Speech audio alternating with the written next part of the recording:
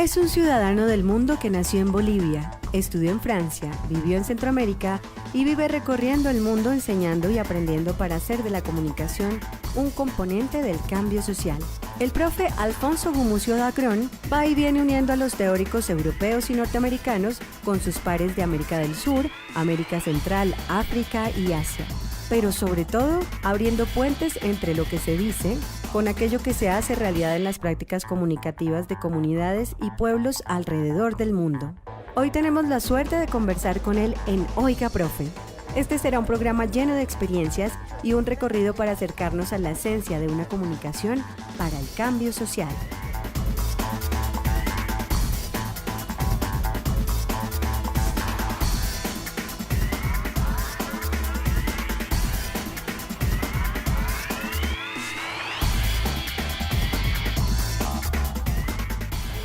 Yo he observado que tanto en tu narrativa como en tu poesía se lee de una manera muy fácil y muy evidente un compromiso tuyo con un continente, con unos grupos sociales, con unos movimientos políticos muy interesantes. ¿Por qué no nos cuentas un poquito sobre esa parte tuya del compromiso? Mira, primero debo decir que mi padre fue un personaje, una personalidad política en Bolivia, y quizás mucha de mi propia filosofía sobre el cambio social, sobre la participación, sobre la política, sobre la ideología, viene de mi padre, ¿no? Mi padre fue un ejemplo para mí de un hombre político recto, honesto, a quien se le debe y se le reconoce parte del desarrollo económico de la gran parte, la parte más importante en los años 50 del desarrollo económico de Bolivia, y fue además un hombre muy íntegro ideológicamente, sin haber tenido una gran formación académica, pero fue un hombre que sabía lo que quería, que tenía muy claro quién era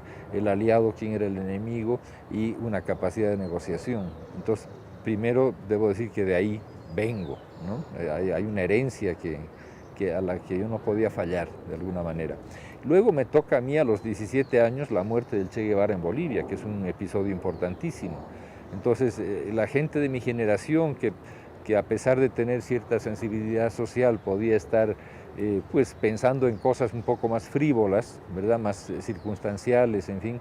El momento en que el Che Guevara es asesinado, muere en Bolivia, pues para nosotros es un cambio total, ¿no? Nos hace reflexionar por qué vino este señor a morir a Bolivia, qué pasa con Bolivia, cuáles son los problemas sociales, económicos, políticos de Bolivia, y es ahí donde también una parte de mi generación se compromete políticamente, algunos en partidos, otros en la guerrilla y mueren en la guerrilla. Yo, sin tener partido político, nunca lo tuve, como un francotirador, alguien que escribe en los medios, que hace películas, etcétera, y que manifiesta de esa manera su posición política e ideológica. Y luego ya los exilios me llevaron a hacer lo mismo, pero en otras regiones. ¿En qué momento sales de Bolivia y te vuelves un latinoamericano? Porque veo que en la primera etapa hay un diálogo entre tu formación francesa y española, ¿cierto? Más francesa, sí, y Bolivia, tu primera formación, pero en algún momento te vas. ¿Qué pasó? Bueno, hay un antecedente. Acuérdate que yo estoy estudiando en Francia, estoy estudiando cine en los años 70. ¿Y qué había pasado en los años 70? Estaban todos los exiliados latinoamericanos en Europa. Estaban todos los chilenos que después de la muerte de Allende y la caída del gobierno de Allende, el 73, salieron a Francia. Estaban todos los bolivianos que después del golpe del 71, entre ellos yo en Bolivia, salieron. Estaban los argentinos que salieron en el 75. Es decir, había en los años 70, en esa década, en Europa y en Francia muchos exiliados y gente de la cultura, porque la gente exiliada que no era de la cultura pues se fue a otros países, pero la gente que tenía una inclinación hacia la cultura y el arte, Francia era obviamente el destino que escogía, ¿no? Como lo hice yo. Entonces ahí había un contacto con América Latina, veíamos más cine latinoamericano en París que el que veíamos en nuestros propios países. De manera que cuando yo regreso a Bolivia y tengo de nuevo que salir exiliado, yo ya tengo contactos, conozco gente en otros países, en fin, ya me siento latinoamericano y no solamente latinoamericano, porque me ha tocado trabajar, como tú sabes, en África, en Asia, en otros lugares, ¿no? Pero esa es la siguiente pregunta. Esa es la siguiente pregunta. No me adelanto. Entonces, el hecho de trabajar en Nicaragua, en el primer año de la Revolución Nicaragüense, por ejemplo, para mí fue muy, muy estimulante. O trabajar en México en ese mismo periodo, en los años 80, ya estamos en los años 80, principios de los 80, trabajar en México con comunidades campesinas en el norte de Puebla o en el estado de Nayarit, por ejemplo, fue muy, muy estimulante, pero era parte de una continuidad, no hubo un quiebre, no cambié de vida, más bien seguía haciendo lo que yo quería, pero con una visión más amplia, no solamente de la región de América Latina, sino con una visión más amplia también de los medios, de la comunicación, ¿no? Ya dije, no es solamente el cine es una parte, es un instrumento más, aquí estamos hablando de la comunicación en términos mucho más amplios, ¿no? Y también he dicho que eres un hombre del mundo, pero lo digo con argumentos, porque también en tu producción, que es con lo que yo estoy más familiarizada, encuentro rastros de trabajos ya más especializados en el campo de la comunicación, películas y también poesía y narrativa. Cuéntanos, ¿cómo diste ese paso a América Latina al mundo?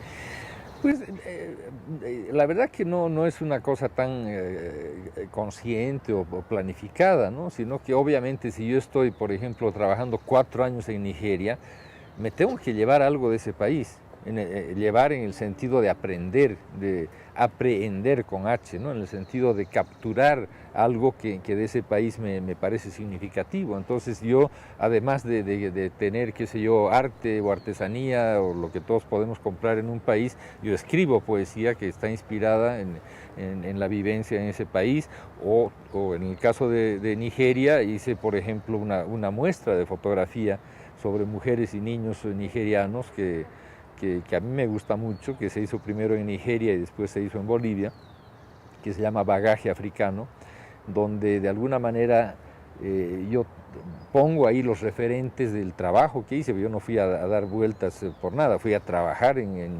UNICEF, en la Organización de Naciones Unidas para la Infancia, y tuve ese privilegio, porque cuando uno va como turista pues conoce lo más superficial. Cuando uno ya va en plan de trabajo, se mete en las comunidades, y yo viajaba todas las semanas a las comunidades para ver los proyectos, hablar con la gente. Para mí es un proceso enriquecedor, ¿no? Es decir, al margen de lo que yo haya podido producir sobre esos países en los que he estado, en Asia, en África, en América Latina, es el hecho de haber aprendido de esos países.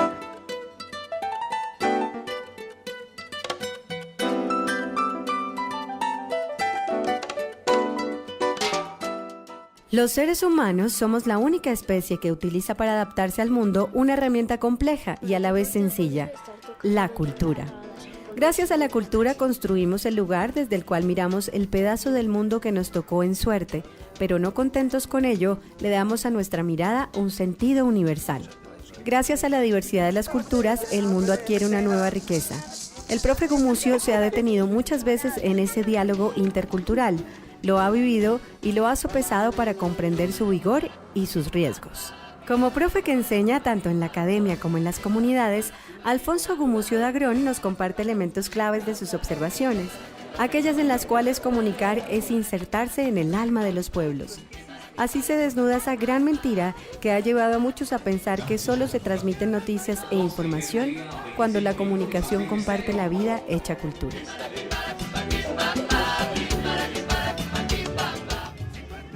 Alfonso, hay una obra tuya que ha sentado un precedente en América Latina y alrededor del mundo que se llama Haciendo Olas. Digamos, para aquellos que hemos venido trabajando en el tema de la comunicación, el desarrollo del cambio social, es, digamos, un momento fundacional de nuestro campo, no solamente aceptado por unos pocos, sino por muchos, digamos, alrededor, en las universidades, en los trabajos comunitarios, en las emisoras, en los medios, etc. Ha sido una obra leída amplísimamente. Se considera una obra fundacional porque, digamos que si vamos atrás, es la primera vez que en idioma español se hace una reflexión no solamente muy lúcida, sino muy apuntaladora, muy orientadora de los grandes temas, de lo que ha sido ese movimiento social que ha generado, digamos, unos procesos de transformación a través de la comunicación, y no solamente entendido como los medios. Esta obra lo que reluce es como una persona fue capaz de ver eso en un montón de experiencias completamente diferentes alrededor del planeta. Tiene su historia, porque ese libro no hubiera surgido si no hubiera sido parte de una reflexión colectiva. Yo creo mucho en la investigación y la reflexión colectiva. El año 97, la Fundación Rockefeller, yo estaba trabajando en Haití, estuve 3 años en Haití después de estar 4 años en Nigeria, y la Fundación Rockefeller invita a un grupo de gentes de diferentes disciplinas a discutir en Bellagio, un lugar paradisíaco en Italia, qué va a pasar con la comunicación en el próximo siglo, es decir, en este siglo. Esto era en abril del 97, y nos reúnen a gente que no éramos de la comunicación, pero para hablar de comunicación fue una de las reuniones más interesantes en las que yo estuve, porque estaba el que después fue Premio Nobel de la Paz, Mohamed Yunus, ¿verdad?, que viene de microcrédito, toda esa parte tan interesante que hizo en Bangladesh. Está un experto del Silicon Valley, experto en computadoras. Está John Perry Barlow, que era creador de canciones de la música de Grateful Dead, de una banda de rock. Está una abogada china que trabaja con los espaldas mojados en California. Está el actor Alan Alda, actor de las películas de Woody Allen. O sea, un grupo muy heterogéneo. Nos encontramos ahí y empezamos a hablar de la comunicación. Una conversación muy enriquecedora. Y de ahí sale toda una iniciativa que posiciona el término comunicación para el cambio social, que antes no se usaba, o se usaba muy poco. Se usaba comunicación para el desarrollo, se usaban otros términos, pero no se usaba comunicación para el cambio social. Y de esa iniciativa es que empezamos a reflexionar, y particularmente en mi caso, desde el lado latinoamericano, yo digo, pero es que ya hay muchas experiencias que se inscriben en ese pensamiento de participación, de diálogo, de que la toma de decisiones se hace con la gente, etc. Y les empiezo a contar las experiencias que yo conozco en América Latina. Entonces, la Fundación Rockefeller, que es la que auspició esta primera reunión, me dice, trabaja con nosotros como consultor y hace un informe, al principio no era un libro, un informe sobre experiencias de comunicación para el cambio social.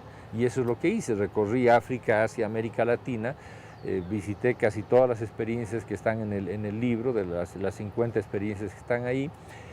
Y creo que la manera, a lo que tú has aludido, a la parte de pensamiento, porque cada experiencia es una descripción más bien que yo traté de que fuera lúdica, ¿no? Es decir, un vistazo a vuelo de pájaro, son 6 páginas en cada experiencia, pero me hice una larga introducción donde ahí sí puse mi pensamiento sobre comunicación y cambio social.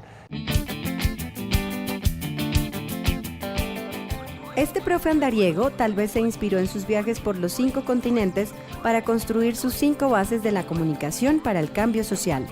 Se trata de una comunicación con raíz en un territorio, en una comunidad y en un tiempo determinado, en donde primero, la comunidad debe ser autónoma en el manejo de su proceso comunicativo. Segundo, los contenidos deben ser pertinentes a la cultura de la comunidad. Tercero, la producción debe ser propia con un sentido y unos medios escogidos de manera autónoma. Cuarto, las necesidades reales son las que determinan la tecnología. Y quinto, el ámbito local se debe enlazar mediante la construcción de redes para lograr mejorar las reflexiones propias y construir cambios reales en la vida de las gentes. Alfonso, quisiera, partiendo de esta visión que tú has planteado en tus escritos y has dicho en las conferencias durante mucho tiempo y que ha marcado, digamos, una generación completa de gente que se forma en comunicación, tienes también una visión muy clara acerca de lo que tú comprendes como un comunicador. Me gustaría mucho que nos compartieras, porque creo que con eso cerramos este tema de la comunicación del cambio social. Yo lo que he tratado es de hacer entender la diferencia entre información y comunicación. Hay demasiada confusión en todos, incluso en los colegas que trabajan en el área, en nuestro campo, entre lo que es un periodista y un comunicador, entre lo que es información y lo que es comunicación. Y hay muchos autores que ya han abordado el tema. Desde el año 63 Antonio Pasquali abordó el tema, y más recientemente tienes a Dominique Bolton, el francés, tienes mucha gente que ya dice no es lo mismo, la información no es lo mismo que la comunicación. Yo a veces, de acuerdo con quien hable, lo pongo de la manera más simple. Información va en un sentido, comunicación es un diálogo en dos sentidos, para decirlo muy brevemente. Pero en cuanto al perfil del comunicador y el perfil del periodista, lo que suelo decir es, yo soy periodista desde que tenía 17 años, sigo siendo periodista, escribo casi todas las semanas, publico algún artículo firmado, hago películas, hago una serie de cosas y no necesito consultar con nadie, hago lo que quiero, escribo sobre lo que yo quiero y hago una película sobre lo que yo quiero, ¿verdad? Y me encanta el periodismo, pero trabajo sobre las cosas más inmediatas, sobre algo que lo tengo que hacer rápido o lo quiero hacer rápido porque quiero que tenga un efecto inmediato. Estoy trabajando sobre la actualidad como todos los periodistas. Cuando me pongo el sombrero de comunicador, soy un facilitador de procesos. Es decir, si como periodista trabajo con mensajes, artículo, guión, programa de radio, programa de televisión, película, etc., cuando estoy con el sombrero de un comunicador, trabajo con procesos y no importa tanto los resultados, no importa que al final de ese proceso haya o no un resultado tangible como es una película, un artículo, pero en el proceso ha habido un cambio social y facilitar ese proceso es el rol de un comunicador. Esa es la diferencia que yo hago. A comienzos de este siglo y de este milenio, Alfonso, ¿cómo concibes tú el papel de la academia que quiere acompañar y quiere trabajar en esta visión de la comunicación? En el campo de la comunicación y de la información creo que tenemos demasiados periodistas. Cierto que los medios se han multiplicado, cada vez hay más medios en internet, hay canales de televisión, se ha ampliado con la digitalización la banda, que permite que haya muchas más emisoras de radio, muchos más canales de televisión, pero aún así el mercado de los periodistas está bastante saturado. Eso por una parte, y por otra parte tiene un techo bajo. Para la gente que le interesa interrogarse, le interesa participar en la sociedad, el techo del periodismo, a mi juicio, como periodista lo digo, es bastante bajo, ¿no? Porque para que un muchacho llegue a una posición que es de privilegio, en la que tú firmas los artículos, escoges los temas que quieres, etcétera, y no estás obligado, que te dice el jefe de redacción, vaya a cubrir el accidente de auto de la esquina siguiente, que es lo que hacen la mayor parte de su vida los periodistas, pasa mucho tiempo. Entonces yo digo, hay un campo inmenso en el desarrollo y lo que falta es construir el puente. Desde el punto de vista de las agencias de desarrollo, agencias de cooperación, ya sean las de Naciones Unidas, con las que yo he trabajado mucho, con ONGs, que yo también he trabajado bastante, agencias del gobierno, empresas, etcétera, que tienen algún tipo de programas de desarrollo, el desafío es mucho mayor que el de hacer periodismo. El desafío es de crear estrategias. Entonces ahí hay un pensamiento estratégico en ese comunicador que el periodista no tiene y que hay una necesidad muy grande de ese perfil. El perfil de un comunicador con pensamiento estratégico, que piense en el largo plazo, que tenga conocimiento del desarrollo, de los problemas de salud, de los problemas de educación, de agricultura, ¿verdad? Y que se embarque en procesos de apoyo, de facilitación de la comunicación en comunidades, ese perfil no lo están formando las universidades. Los que existimos en América Latina, ¿verdad? Mis mayores, mis maestros y mi generación prácticamente nos hemos hecho solos, por decirlo de alguna manera, en el sentido de que no hemos tenido la oportunidad que ahora tienen los muchachos de tener, por ejemplo, en Colombia, 3 maestrías con una orientación hacia la comunicación, el desarrollo y el cambio social. Esto no existía en América Latina o había muy pocas, ¿no? Y ahora Colombia está en la vanguardia porque tiene 3. Hay una en Argentina, otra en, qué sé yo, en Guatemala, en fin, son muy pocas las que hay. Y sobre todo, esto responde a una mejor conciencia, una mayor conciencia sobre la necesidad de formar este perfil de comunicador que puede trabajar en el desarrollo. En ese sentido, el desafío es eso, mantener los estudios con énfasis en comunicación, desarrollo y cambio social, no solamente a nivel de maestría y después de doctorado, sino incluir ese tipo de preocupaciones desde el pregrado o grado o licenciatura, como quieran llamarle, ¿no?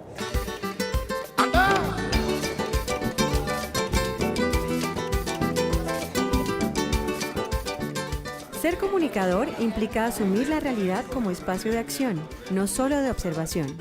Un esfuerzo en el cual hay que ser capaz de comprender los procesos, estudiarlos, sentirlos y en la medida de lo posible, vivirlos. Un comunicador para el cambio social escucha más de lo que habla y ve más de lo que puede mostrar. Su trabajo está al lado de las comunidades y no puede reemplazarlas o usurpar su papel de transformadoras. El profe Gumucio propone un comunicador más integral, con una formación más profunda y con una humildad real en su hacer de transformar los procesos sociales. Alfonso, he observado que en los últimos 10 años, desde la reunión de la red Our Media en Barranquilla, tú has estado viniendo reiterativamente a Colombia. Te he visto en muchos eventos, te he visto haciendo investigación, te he visto conferencias, cursos, hasta una película. Terminaste en Colombia hace unos 6 años. Entonces tienes una visión clara y profunda, relativamente, de lo que está pasando aquí. Si tú tuvieras que contarle a alguien afuera de este país qué está pasando en Colombia en este campo, ¿cómo lo sintetizarías? Primero, no solamente si tuviera, yo lo hago. Es decir, la imagen que se tiene de Colombia fuera de Colombia es completamente distorsionada, porque sigue siendo la imagen de violencia muy aguda, etcétera, que hubo años atrás y que sigue habiendo en muchos lugares, pero lo que la gente no entiende es que ese proceso de violencia, ese proceso de confrontación, de enfrentamiento en varios lugares de Colombia, no es algo que haya de alguna manera reducido la capacidad de los colombianos para seguir adelante. Y eso es lo que yo trato de explicar cuando explico Colombia a gente que no ha estado en Colombia. Yo les digo, el país más vital de América Latina es Colombia. El país donde yo veo más proyectos, más gente comprometida, más gente que lucha para hacer cosas es Colombia, porque tienen un desafío muy grande. Y los colombianos han decidido que a pesar de esa violencia que dura más de 60 años, van a seguir adelante con sus vidas y van a seguir adelante con proyectos. Y esto lo veo yo en el campo de la comunicación, para ir a lo que nos interesa más. Yo veo un semillero de proyectos de comunicación enorme en Colombia, y que en muchos casos está desvinculado de las universidades. Por eso digo que las universidades a veces llegan tarde, ¿verdad? Porque yo veo muchísimos proyectos. He estado trabajando en los años pasados en la zona del oriente antioqueño, en el Río Negro, bueno, en Medellín también. Y lo que yo veo es que en cada lugar donde uno va hay proyectos que tienen componentes de comunicación interesantes, todo lo que es los proyectos de desarrollo, los programas de desarrollo y paz, en fin, y tantos otros que hay, las radios comunitarias. Contigo hemos hecho una película en el Magdalena Medio sobre las radios comunitarias que están a los márgenes del Magdalena y que son radios para la paz en una zona de confrontación muy dura, muy difícil. Hemos estado en el Carmen de Bolívar. Entonces yo pienso que hay un vigor, una vitalidad que la propia situación política, la propia situación de violencia genera como respuesta. O sea, los colombianos le dan una respuesta, no se quejan todo el día, no están llorando, no están lamentándose de que su país está mal, como sucede en otros países, ¿verdad? Es decir, la autoestima en mi propio país, en Bolivia, bueno, ahora ha subido un poco, pero es bastante baja, con menos problemas que aquí, ¿verdad? Entonces, creo que eso es muy positivo. Creo que la academia tiene que volcarse un poco más hacia la realidad, estar más presente, es decir, el tema de lo que se llama proyección social tiene que ser participación en la realidad social, porque yo considero que la academia tiene una virtud muy importante, y es que tiene la capacidad de pensar. Cuando tú trabajas en el gobierno, o trabajas en una ONG, o trabajas en un programa de desarrollo, haces muchas cosas. Tienes la urgencia, tienes la presión para hacer muchas cosas, pero no tienes el tiempo de pensar. El tiempo de pensar es un regalo, es un privilegio, es un tesoro que tiene solamente la academia. Entonces, si ese tiempo para pensar la academia no lo devuelve a la sociedad, ¿verdad? Creo que no es justo, ¿verdad? Porque estar en la academia es gracias a la sociedad en su conjunto que te permite dedicarle el tiempo para pensar. Y si no devuelves ese tiempo a la sociedad, pues creo que está mal, ¿no? Alfonso, para terminar, quisiera que nos contaras algo sobre tu último libro, el libro que hiciste sobre el cine comunitario en América Latina? Mira, el cine comunitario es un cine casi secreto para la gente que no está en la comunidad. Es un cine importantísimo, igual que una radio comunitaria. El cine comunitario es un cine relevante, importante para la comunidad porque le habla, la muestra, le permite reflexionar, le permite relacionarse con otras comunidades, pero a nivel, digamos, latinoamericano, a nivel de la región, no se conocía mucho, no había ningún estudio. Había estudios sobre algunas experiencias concretas, pero no sobre el conjunto del cine latinoamericano. Un cine que no aspira a las grandes pantallas de las salas de cine, un cine que lo que quiere es, sobre todo, ser el espejo y ser la forma de expresión de sus comunidades y dar a conocer también esas comunidades hacia afuera, pero no necesariamente con una vocación comercial, es otro tipo de experiencia y por eso yo ligo mucho este cine al derecho a la comunicación. Igual que las radios comunitarias, igual que las televisiones comunitarias. No es un cine de realizador, es un cine colectivo que tiene más que ver con el derecho a la comunicación que con las grandes pantallas y esta cosa un poco superficial que tiene el cine comercial. Quiero agradecer a Alfonso Gumucio por esta maravillosa entrevista. Alfonso es actualmente miembro del comité curricular de nuestra maestría en Comunicación, Desarrollo y Cambio Social, a la que ha contribuido desde el comienzo, nos ayudó a pensarla y sacarla adelante, y también es nuestro profesor. Muchas gracias, Alfonso. Gracias a ustedes, me encanta estar en Uniminuto y en Colombia las veces que sea necesario.